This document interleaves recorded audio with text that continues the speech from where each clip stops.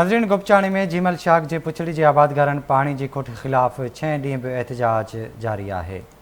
इन हवाले सां वीडियो लिंक ते मौजूद है मसूद जंगे जो। जी मसूद, जीमल शाख जे पुछड़ीअ में पानी जी मुसलसल खोट खिलाफ़ आबादगार सरापा एहतजाज बनल आहिनि, जेके 6 ॾींहं लगातार प्रेस क्लब गुपचाणी जे अॻियां ॿारनि बचनि पोड़नि पकनि समेत मुसलसल एहतजाज कर रहिया आहिनि, पर हिन वक़्तु को बि इनजो तदारुक न थी सघियो आहे, जंहिंजे ख़िलाफ़ आबादगार एहतजाज को अचो त वधीक अॻवान सां ॻाल्हायूं त उन्हनि जो छा चवणु आहे। असांजो जीमल जो मसलो आहे, पानी जो मसलो आहे। 6 ॾींहं अॼु को बि इरिगेशन जो ऑफिसर कोन आयो आहे। असां पाकिस्तान में रहूं था, असां पाकिस्तानी आहियूं, असांजो बुनियादी हक़ आहे पानी, ऐं जेकॾहिं पानी असांखे निमरियो वियो असां रोडनि ते बि पाण खे फायूं ॾींदासीं।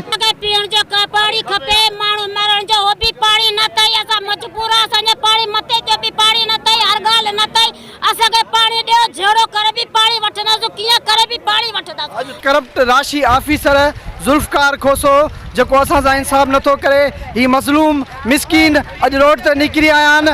MNA अदी फरियाल टालपुर के असांजी रिक्वेस्ट आहे, बिलावल साहब के असांजी रिक्वेस्ट आहे त असांजो फौरन मसलो हल कयो वञे, नोटिस वरितो वञे, हिन खे मुस्तरद कयो, न त असां पंहिंजे पाण खे साड़ींदासीं। असांजी इहा रिक्वेस्ट आहे त फौरन असांजो जीमल शाख जो मसलो हल करे।